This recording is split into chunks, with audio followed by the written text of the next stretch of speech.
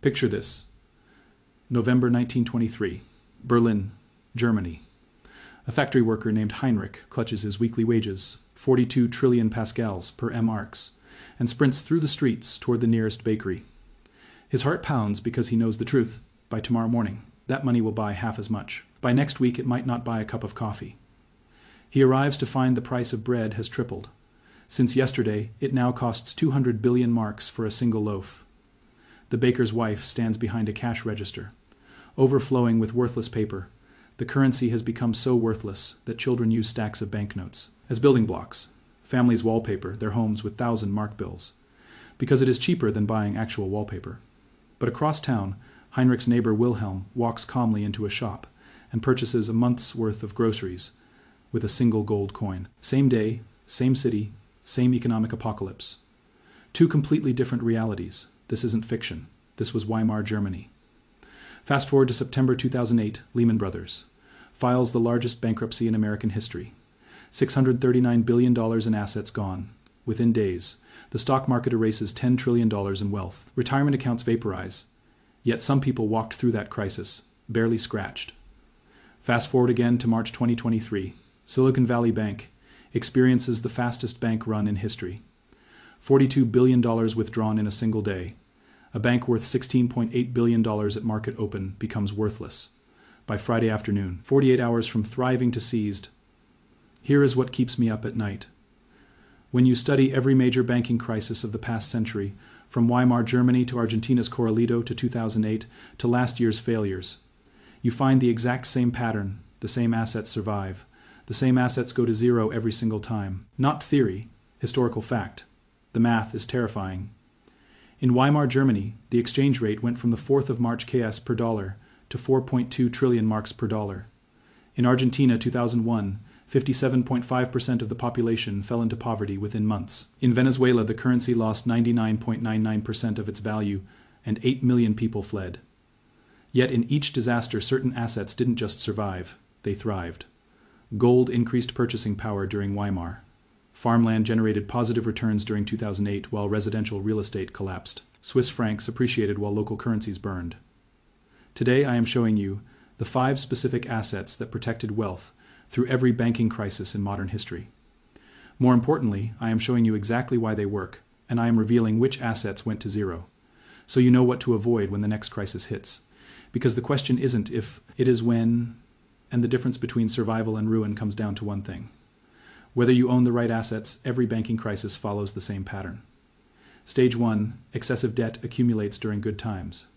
Stage 2, a trigger event causes confidence to crack. Stage 3, bank runs begin as depositors rush for exits. Stage 4, asset prices collapse from forced selling. Stage 5, currency devaluation as governments paper over damage. We saw this in the Great Depression when 9,000 banks failed between 1930 and 1933, wiping out $1.3 billion in deposits. We saw it in Argentina in 2001, when the government froze all accounts, limiting withdrawals to $250 per week, trapping $70 billion. We saw it in 2008, when Washington Mutual collapsed. After depositors withdrew $16.7 billion in 10 days, the timeline accelerates. In 1930, bank runs took weeks. In 2023, Silicon Valley Bank went from announcing a capital raise to complete collapse in 36 hours. Modern panics move at digital speed, but the pattern remains identical. And so do the assets that survive. Number 1, gold. And I don't mean gold as some abstract hedge. I mean gold as the single most reliable crisis survivor in recorded financial history. Let me show you the brutal math. In January, 1 ounce of gold cost 170 German marks. By November, that same ounce cost 87 trillion marks. Gold didn't just maintain purchasing power during Weimar hyperinflation. It doubled its real value while everything else burned.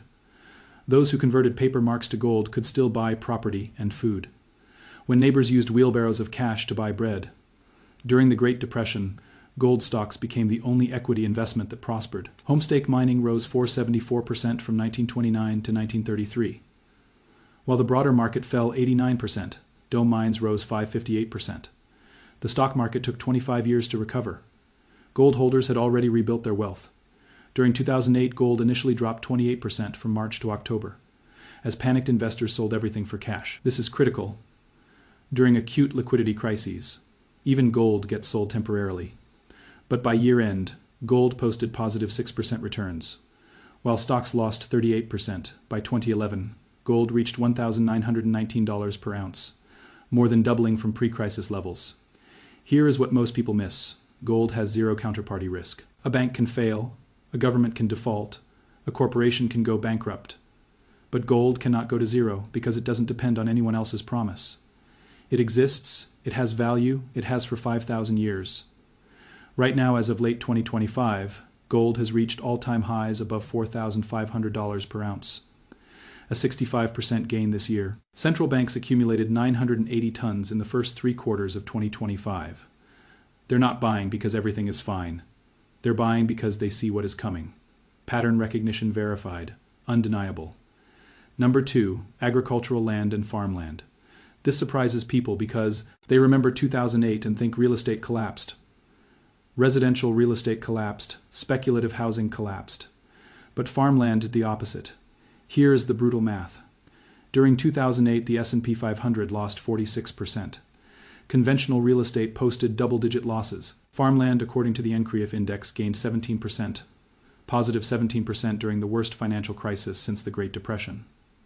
During the dot-com crash from 2000 to 2003, the S&P 500 lost 42%.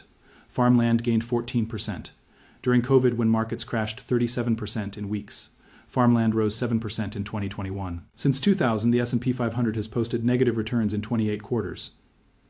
In 26 of those 28 quarters, farmland posted positive returns. That is a 93% hit rate during market downturns. The mechanism is brutally simple. People always need food. Demand for agricultural products is inelastic. It doesn't disappear during recessions. Only 7% of Earth's surface is suitable for farming, creating permanent scarcity. And farmland produces cash flow through crop yields, regardless of what financial markets do during the Great Depression. Farmers who owned their land outright actually prospered. They sold goods at rising prices while urban goods deflated, paid off debts with devalued currency, and maintained self-sufficiency. While urban populations starved, there is a reason billionaires like Bill Gates have accumulated over 270,000 acres of farmland. There is a reason aristocratic families preserved wealth for generations. Through agricultural estates, land produces, land persists. Land survives the caveat. The 1980s farm crisis saw farmland values drop 40%. But look at why farmers had borrowed at 95% loan to value ratios. When rates spiked, they couldn't service the debt. The lesson isn't that farmland fails. It is that leverage destroys everything, even the best assets. Number 3, hard currencies from stable countries.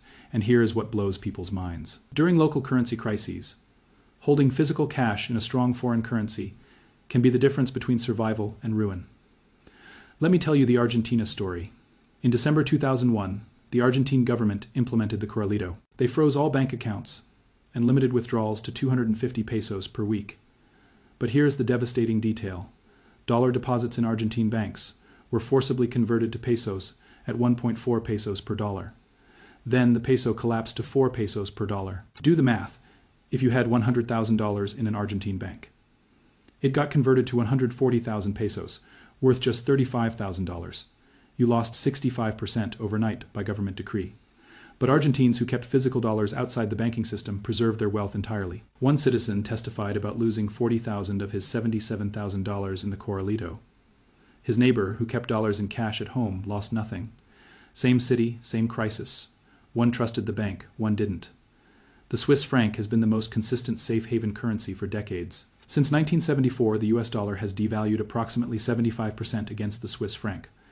During every major conflict, the Swiss franc strengthens, averaging 0.85% gains per month during geopolitical stress.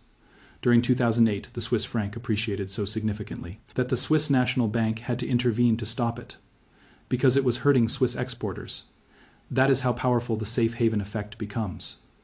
The mechanism is straightforward. Switzerland is politically neutral, has strict banking regulations, low inflation, diversified economy, and holds the 8th largest gold reserves. When the world panics, money flows to stability, pattern recognition verified, undeniable.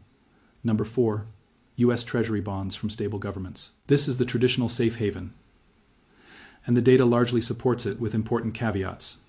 During 2008, long-term U.S. Treasury bonds gained 17%, while stocks fell 49%. During the LTCM collapse in 1998, Treasuries gained 7%. During the dot-com crash, Treasuries gained 13%. In November 2008, Treasury yields briefly went negative.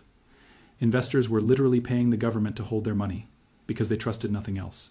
This is the flight to quality phenomenon. The mechanism, the U.S. Treasury market, is the largest and most liquid in the world. $28.5 trillion with daily trading volume of $910 billion. During crises, liquidity is survival.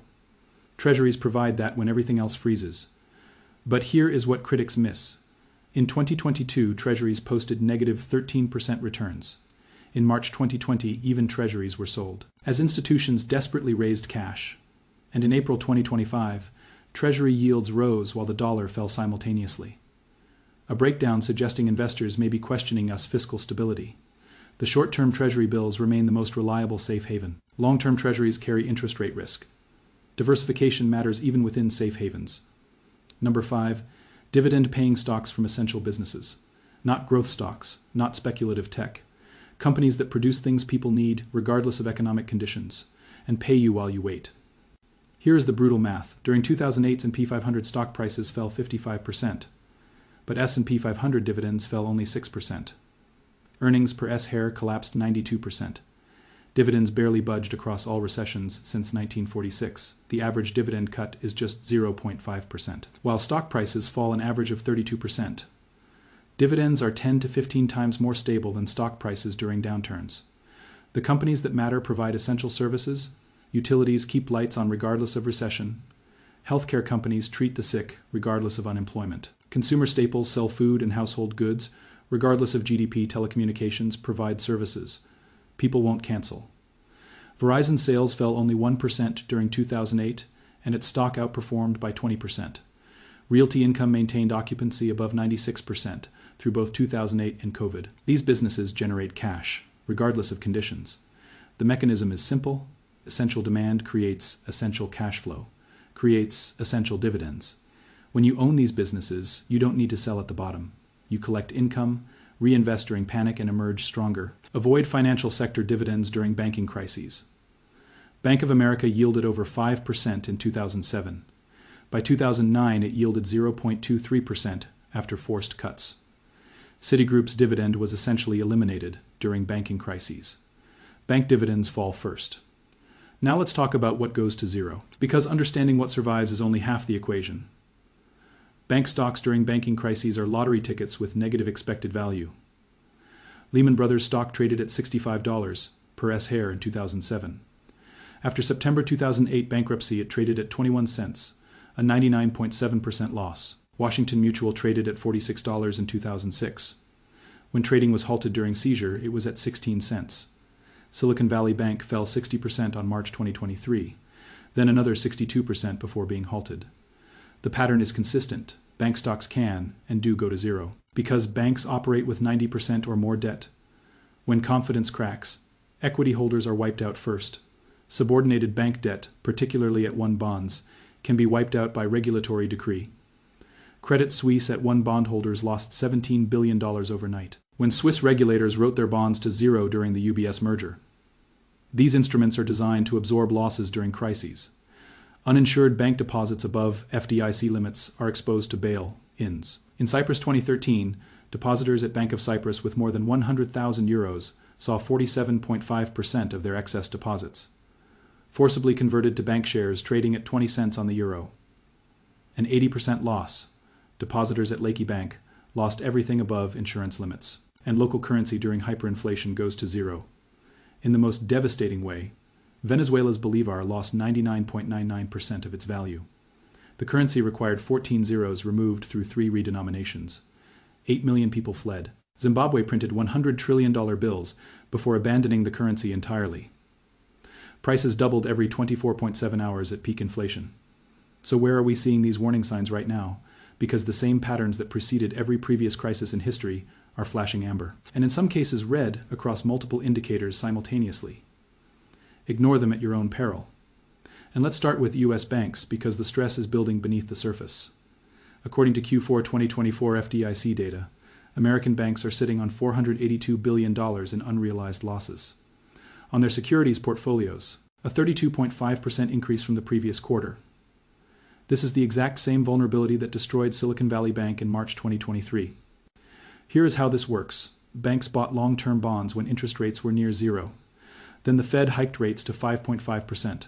Those old bonds paying 2% are now worth far less than face value. The losses are unrealized only because banks haven't sold them yet. But the moment depositors get scared and start withdrawing money, banks have to sell those bonds to meet redemptions. Unrealized becomes realized, paper loss becomes actual loss. The doom loop begins, $482 billion. That is larger than the entire GDP of Austria. It is sitting there on bank balance sheets like a ticking time bomb. Commercial real estate is the slow-motion crisis unfolding in plain sight. And somehow most people are still not paying attention. U.S. banks hold over $3 trillion in commercial real estate loans. Of that, $1.2 trillion is now classified by analysts as potentially troubled. Office delinquencies have reached nearly 12% higher than the peak during the 2008 financial crisis. And here is what should terrify you: $936 billion in commercial real estate mortgages mature in 2026. An 18.6% increase from 2025 maturity levels. These buildings are worth 30 to 50% less than they were when the loans were originated.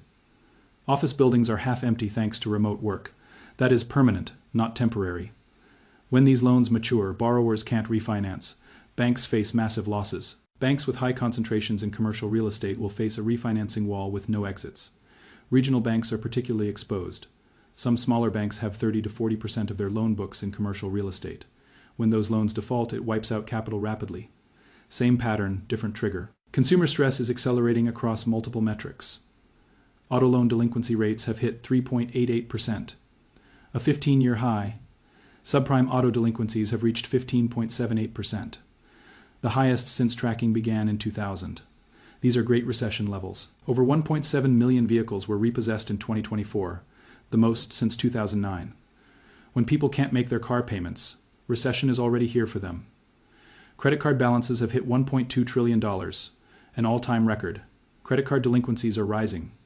Now above 3%, student loan delinquencies would be even worse if not for forbearance programs. The consumer is stretched thin. Savings rates have collapsed. Excess pandemic savings are gone, the buffer is exhausted. And then there is the elephant in the room, global sovereign debt. The numbers are so large they become meaningless to most people, but they shouldn't be. U.S. public debt now exceeds $38 trillion. Annual interest payments have surpassed $1 trillion for the first time in history, more than the entire defense budget. The debt-to-GDP ratio has surpassed 120% and is climbing. The deficit hit $1.9 trillion in fiscal 2024. We're adding $1 trillion to the national debt every 100 days now. Ray Dalio, founder of Bridgewater Associates, warns that we're in the late stages of a major debt cycle. He forecasts a potential U.S. debt crisis emerging between 2027 and 2029. He compared current conditions to 1929 and 1937, noting striking parallels. When a successful investor starts making 1929 comparisons, you should pay attention. China's property sector continues its fourth consecutive year of decline. Property investment fell 17.2% in 2025. China's total debt-to-GDP ratio has reached approximately 300%. The property sector represents 30% of Chinese GDP. Evergrande defaulted. Country Garden defaulted. The contagion is spreading. Fitch downgraded China's sovereign credit rating in April 2025. Japan's government debt sits at 230% of GDP, highest among industrial nations.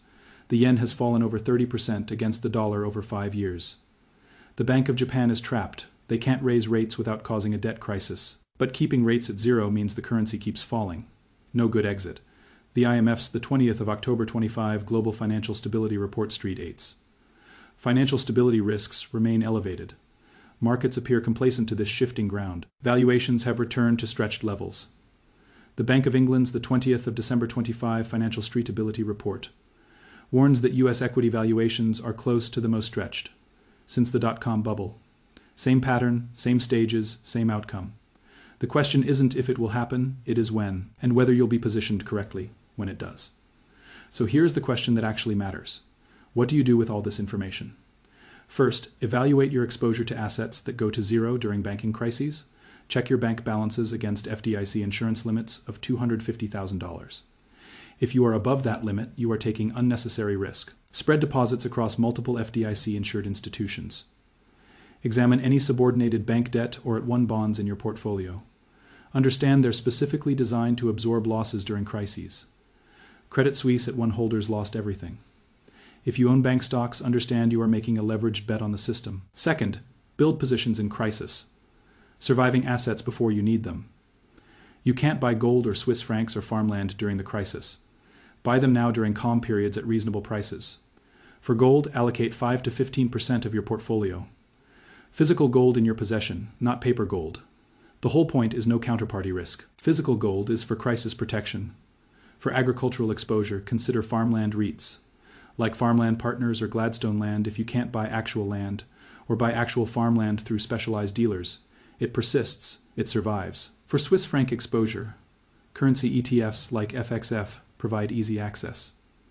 Third, focus on quality dividend payers in essential sectors. Utilities, healthcare, consumer staples, telecommunications, companies with histories of maintaining and growing dividends through multiple recessions. Screen for companies with dividend payout ratios below 60%. Look for companies with 20-plus years of consecutive dividend increases. Fourth, maintain liquidity in short-term treasury instruments. Keep 10 to 20% of your portfolio in cash equivalents like 3 to 6 month T-bills. It is safe and liquid if you need it. It gives you dry powder to buy assets on sale during crisis pricing.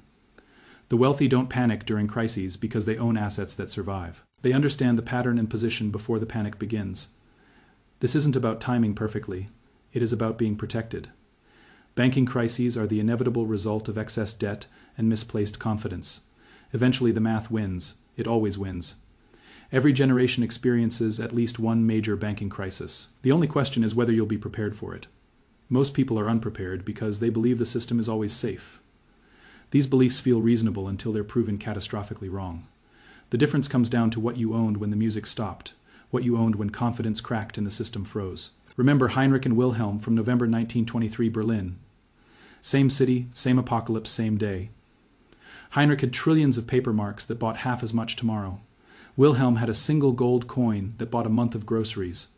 The hyperinflation didn't discriminate, their preparation did. Heinrich trusted paper promises. Wilhelm owned real assets. Heinrich's savings evaporated. Wilhelm preserved his wealth.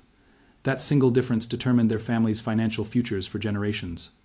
Gold survives, farmland survives, hard currencies survive. Treasury bonds from stable governments survive. Essential dividend stocks survive.